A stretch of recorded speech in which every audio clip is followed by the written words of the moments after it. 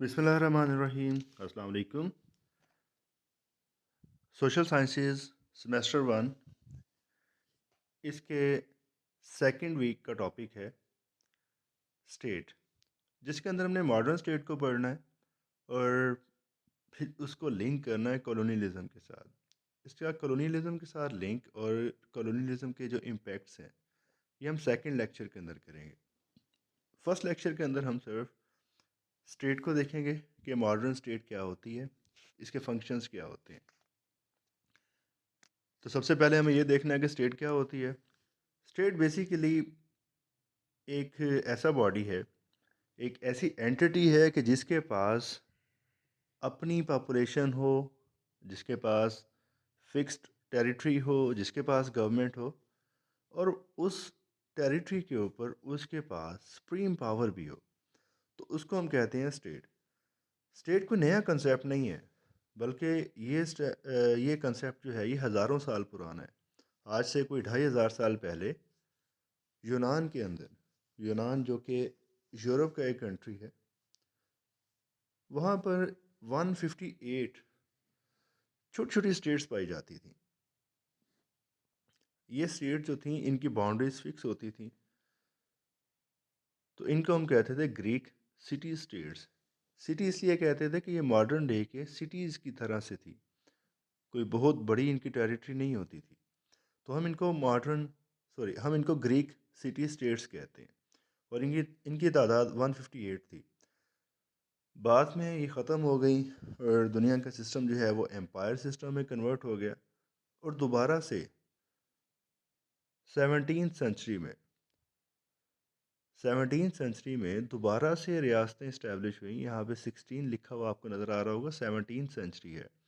Exactly 1648 को दोबारा से दुनिया में स्टेट सिस्टम डेवलप हुआ। स्टेट और एम्पायर में फ़र्क ये होता है, एम्पायर की बाउंड्रीज फिक्स नहीं होती, जबकि मॉडर्न टाइम्स के अंदर दुनिया में एम्पायर्स नहीं हैं बल्कि दुनिया के अंदर स्टेट्स हैं और स्टेट्स की बाउंड्रीज फिक्स हैं। तो मॉडर्न स्टेट क्या है? A state in which power is centralized and exercised by sovereign control over a clearly defined territory. Simply कि मॉडर्न स्टेट एक ऐसी स्टेट है कि जिसके अंदर पावर एक सिंगल अथॉरिटी के पास है और उसका कंट्रोल जितनी भी डिफाइंड टेरिटरी है, मतलब वो स्टेट जितनी टेरिटरी को क्लेम करती है उस टेरिटरी के ऊपर उस पावर की हुकूमत होती है। और मॉडर्न स्टेट जो हैं ये सेंट्रलाइज्ड पावर एंड अथॉरिटी के ज़रिए इनको मैनेज किया जाता है। अगर हम डेफिनेशन ऑफ द स्टेट की बात करें तो मल्टीपल फिलासफर्स इसको मल्टीपल वे के अंदर डिफ़ाइन कर सकते हैं। सोशल साइंसेज का यही फ़ायदा होता है कि यहाँ पे कोई साइंटिफिक रूल नहीं होता, आप खुद से भी चीज़ों को डिफ़ाइन कर सकते हैं। आपको जो सामने स्क्रीन पर डेफिनेशंस नज़र आ रही हैं, यहाँ पे नंबर 5 के ऊपर वुडरो विल्सन की डेफिनेशन है। वुडरो विल्सन जो कि एक अमेरिकन प्रेसिडेंट भी थे। People are said to be organised for the sake of law in a particular area. तो यहाँ पे ये पीपल की बात भी कर रहे हैं और ऑर्गेनाइज्ड का मतलब यही है कि वो एक सोशल पैटर्न के अंदर है। For the sake of law, law law कौन बनाता है? गवर्नमेंट बनाती है। इन अ पर्टिकुलर एरिया, तो इनकी डेफिनेशन के अंदर बेसिकली पीपल, गवर्नमेंट और एरिया शामिल हैं। तो ये कंपैरेटिवली इनकम्प्लीट डेफिनेशन है। जबकि गार्नर जो कि नंबर 6 पे आपको नज़र आ रहा है, इसकी डेफिनेशन के अंदर state is the name of an organisation of individuals which occupies a certain area. तो पॉपुलेशन की बात कर दी, एरिया की बात कर दी। Is free from external control, मतलब उसके पास सॉवरेनिटी भी है। And there is an organised government which is obeyed by the majority of the people. तो वहाँ पर हुकूमत भी है और लोग उसको फॉलो भी करते हैं। दैट मीन्स कि उसके पास इंटरनल सॉवरेनिटी भी है। तो ये तमाम चीज़ें क्या हैं? ये तमाम चीज़ें मॉडर्न स्टेट के एलिमेंट्स हैं। तो गार्नर की डेफिनेशन को इसलिए सबसे ज़्यादा कम्प्रिहेंसिव डेफिनेशन माना जाता है। तो मॉडर्न स्टेट के जो एलिमेंट्स हैं ये कौन कौन सी हैं? इसके अंदर टोटल 4 एलिमेंट्स हैं कि लोग ऑर्गेनाइज्ड होते हैं। कहाँ पर ऑर्गेनाइज्ड होते हैं? इन अ पर्टिकुलर टेरिटरी, जिसको फिर एक गवर्नमेंट रूल करती है जो कि सॉवरन होती है। तो 4 एलिमेंट्स बनते हैं: population, territory, government and sovereignty.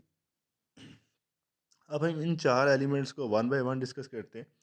सबसे पहले पॉपुलेशन। हर स्टेट की अपनी पॉपुलेशन होती है और उस पॉपुलेशन को उसके सिटीजन्स कहा जाता है। बाहर दूसरी स्टेट्स के लोग भी आ सकते हैं, जा सकते हैं, लेकिन वो उस स्टेट की पॉपुलेशन में काउंट नहीं होते। अब जैसा कि इंग्लैंड की टीम ने अभी पाकिस्तान का विज़िट किया, तो तब वो पाकिस्तान के अंदर थे और वो इंग्लैंड से बाहर थे, तभी वो इंग्लैंड के ही शहरी थे। पाकिस्तान की पॉपुलेशन में काउंट नहीं होते वो। एक स्टेट के पास कितनी पॉपुलेशन हो, एक स्टेट के पास पॉपुलेशन बहुत ज़्यादा भी हो सकती है, कम भी हो सकती है, कोई डिफाइंड क्राइटेरिया नहीं है। अफलातून यानी कि प्लाटो ने कहा था कि एक स्टेट के पास 5040 लोग होने चाहिए। एक और फिलासफर है रोसो, उसने कहा जी 10,000 लोग होने चाहिए। लेकिन हम मॉडर्न स्टेट्स के अंदर देखते हैं ऐसी कोई लिमिट्स नहीं है। चाइना की पॉपुलेशन, इंडिया की पॉपुलेशन तकरीबन 1.5 बिलियन के करीब करीब है और वेटिकन सिटी के अंदर 1,000 से भी कम लोग रहते हैं। तो वो भी स्टेट है, वो भी स्टेट है। जितनी भी ज़्यादा पॉपुलेशन हो या कम पॉपुलेशन हो मैटर नहीं करता, बस मैटर ये करता है कि उसकी अपनी पॉपुलेशन हो। लाइक अंटार्कटिका भी एक लैंड है, लेकिन वहाँ पर क्योंकि परमानेंट पॉपुलेशन नहीं है तो हम उसको एक स्टेट नहीं मानते। फिर स्टेट की अपनी टेरिटरी हो, डिफाइंड टेरिटरी हो, परमानेंट टेरिटरी हो। यहूदी जो हैं ये एक अरसे तक बड़ा इनका होल्ड रहा है दुनिया के ऊपर, लेकिन क्योंकि इनकी कोई डिफाइंड टेरिटरी नहीं थी तो इनके पास स्टेट नहीं थी। फिर 1948 में इनको स्टेट दी गई इसराइल के नाम से, मतलब इनको एरिया दिया गया, देन ये इस्टेब्लिश हुए और एक स्टेट बने। और टेरिटरी अगेन बहुत ज़्यादा भी हो सकती है, कम भी हो सकती है, डजेंट मैटर, बस स्टेट की अपनी टेरिटरी होनी चाहिए। मॉडर्न टाइम्स के अंदर मोनाको एक ऐसी रियासत है जिसका एरिया 13 स्क्वायर किलोमीटर्स है बस। और पाकिस्तान 8 लाख स्क्वायर किलोमीटर्स। और रशिया रशिया जो है इसका एरिया 17 मिलियन स्क्वायर किलोमीटर्स, मतलब 1,70,00,000 स्क्वायर किलोमीटर्स है। देन गवर्नमेंट लोगों को चलाने के लिए, उनके दरमियान मामलात को मैनेज करने के लिए हमें वहाँ पर हुकूमत भी चाहिए जो कि रूल्स एंड रेगुलेशंस बनाएगी, उनको एक्सरसाइज करेगी, लोगों के दरमियान जस्टिस को इंश्योर करेगी। तो हम गवर्नमेंट के फंक्शंस के लिहाज से इसको 3 हिस्सों में डिवाइड करते हैं। सबसे पहले लेजिस्लेचर जिसका काम है कानून बनाना, और उसके बाद एग्जेक्टिव या एडमिनिस्ट्रेशन जिसका काम है कानून पर अमल दरामद करवाना, एंड फाइनली जुडिशरी। जुडिशरी का काम ये है कि वो इन कवानीन की तशरीह करती है। और fourth element of the state जो है वो सॉवरेनिटी है। सॉवरन का मतलब होता है खुद मुख्तारी, मीन्स कि वो किसी भी दूसरी बॉडी के अंडर ना हो, किसी भी दूसरे के इन्फ्लुएंस के अंदर ना हो।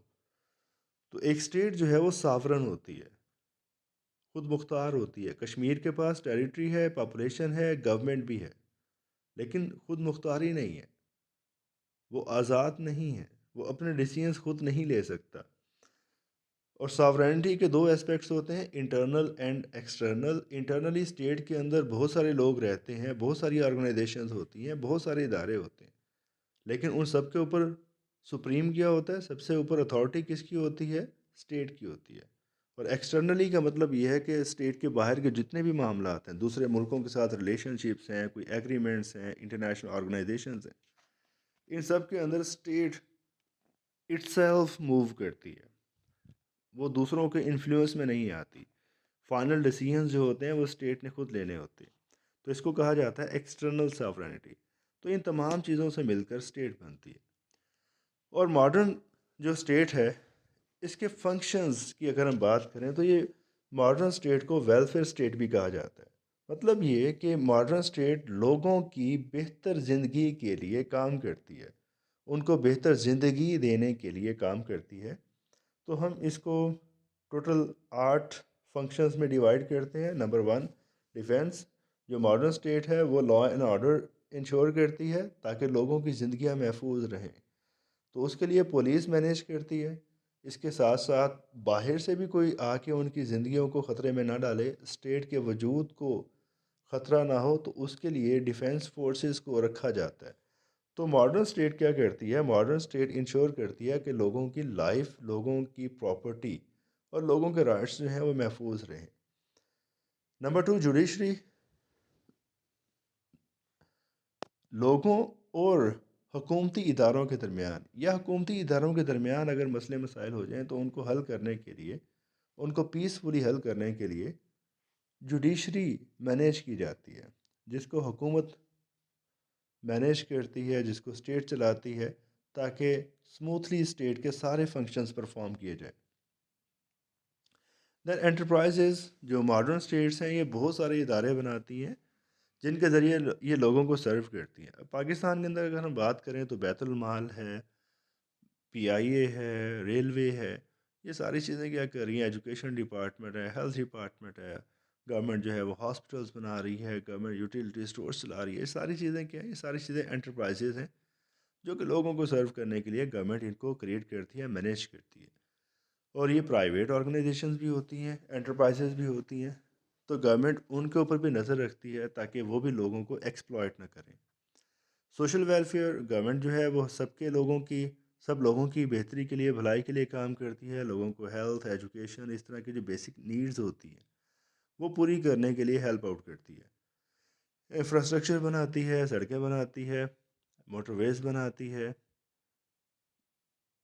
ताकि लोगों की ज़िंदगियाँ बेहतर हो सकें। मैक्रो इकनॉमिक पॉलिसीज़ बनाती हैं। जो हमारा बजट होता है, नेशनल लेवल की जो टैक्सेशन के मैटर्स होते हैं, जो डेट्स के मैटर्स होते हैं, ये सारी चीज़ें जो है मैक्रो इकनॉमिक पॉलिसीज़ कहलाती हैं।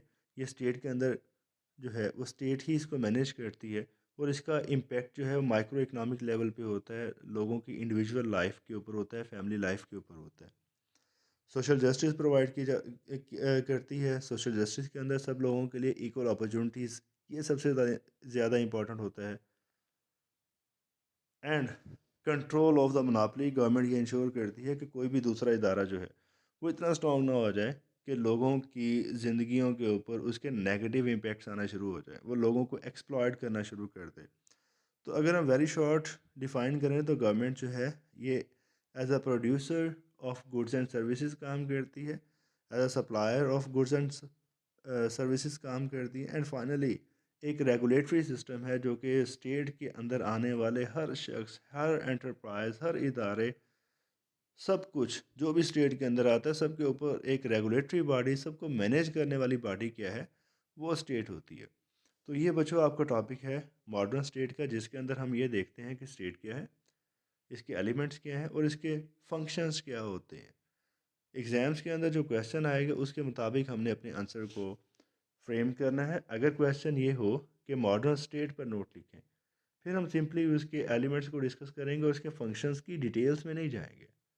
फिर हम जो इसके एलिमेंट्स हैं उसकी डिटेल्स में जाएंगे, फंक्शंस को हम ब्रीफली वहाँ पर मेंशन कर देंगे।